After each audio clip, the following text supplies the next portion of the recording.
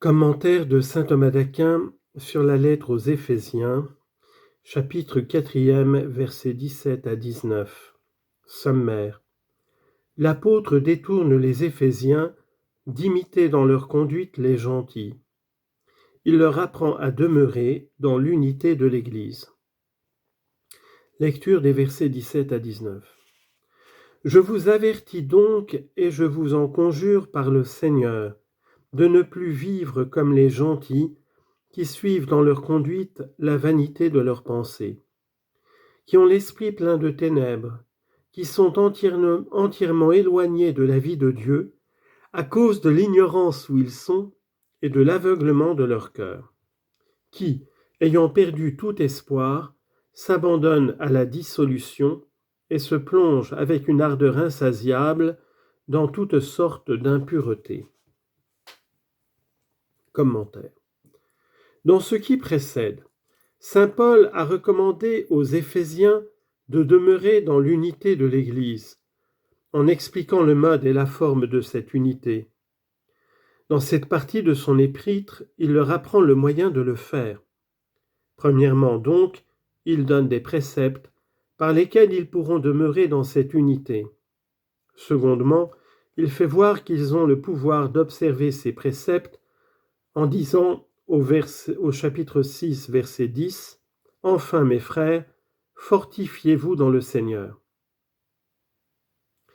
La première partie se subdivise en deux.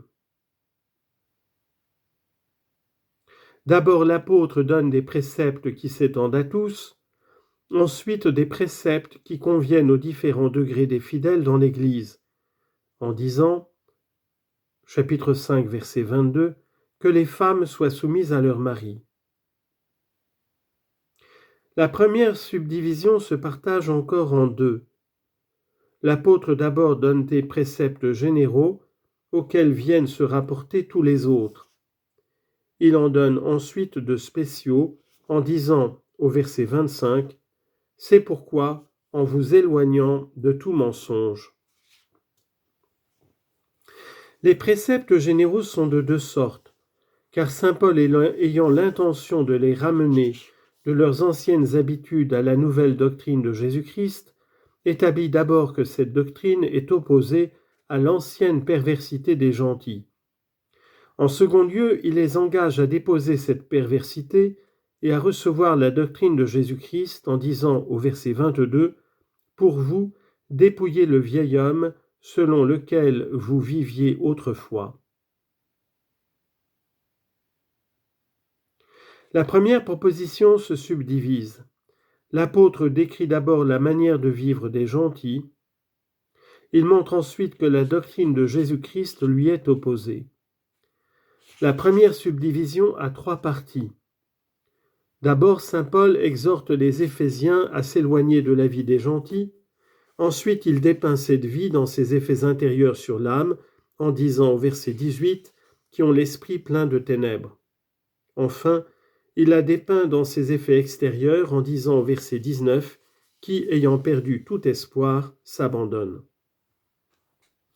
L'apôtre dit donc, pour que vous puissiez accomplir ce qui vous a été recommandé, je vous avertis, c'est-à-dire, je ne supplie plus comme je le faisais, je vous avertis.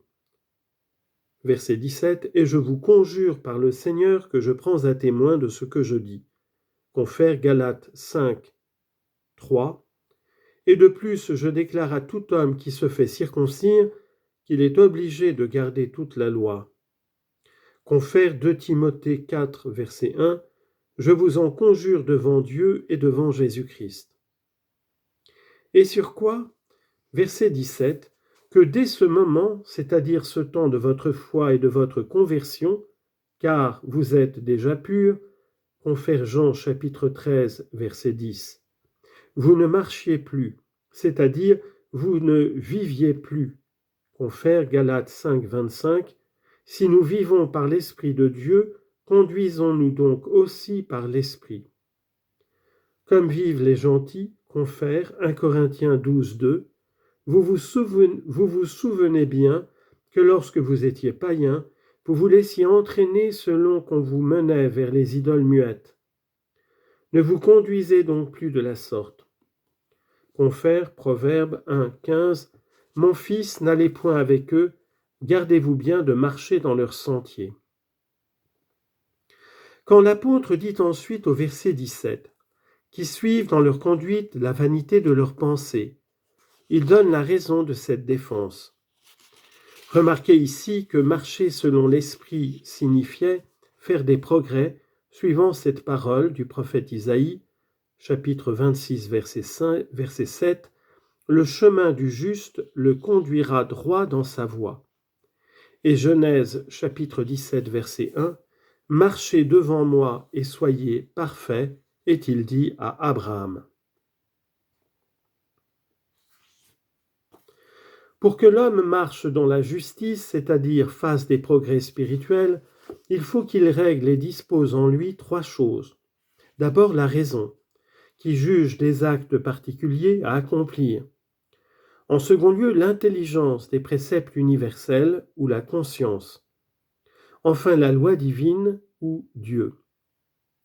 Quelquefois, l'homme se dirige d'après ces trois principes qui sont réciproquement en rapport l'un avec l'autre, de telle sorte que l'action s'accomplit d'après l'appréciation de la raison, et celle-ci juge à son tour d'après l'intelligence droite ou la conscience, qui elle-même est déterminée d'après la loi divine. Dans ce cas, cette action est bonne et méritoire. Or, la conduite des païens n'est point telle. Il y a plus, elle est défectueuse à l'égard de ces mêmes principes, car elle s'écarte d'abord du jugement de la raison, puisqu'il est écrit au verset 17, « Ils suivent la vanité de leur sens ». Le sens, en effet, est une force appréhensive, au moyen de laquelle nous jugeons de chaque chose. C'est de là que l'on dit de celui qui juge bien de ce qui est à faire, c'est un homme droit. Mais ce sens est quelquefois droit, quelquefois vain. Il est droit quand il se détermine par la règle véritable qui conduit à la fin légitime. Il est vain quand, détourné par une règle fausse, il ne parvient pas à cette fin. Confère Sagesse, chapitre 13, verset 1, « Tous les hommes qui n'ont pas la connaissance de Dieu ne sont que vanité. » Et Romains, chapitre 1, verset 21, « Ils se sont égarés dans leurs pensées. » Et Jérémie, chapitre 2, verset 5, « Ils ont suivi la vanité et ils sont devenus vains eux-mêmes. » Pourquoi ? Parce que leur raison dans ces actes n'était point dirigée par une intelligence éclairée, mais erronée. C'est ce que dit saint Paul au verset 18 en disant « qui ont l'esprit plein de ténèbres ». Confère Romains 1, 21 « Leur cœur insensé a été rempli de ténèbres ». Et Psaume 81, verset 5 « Ils sont dans l'ignorance, ils ne comprennent pas, ils marchent dans les ténèbres. » La raison en est que ceux qui sont tels ne participent pas à la divine lumière ou à la loi divine qui est la lumière et la règle. C'est pourquoi l'apôtre ajoute au verset 18 qu'ils sont éloignés de la vie de Dieu, c'est-à-dire de Dieu qui est la vie de l'âme.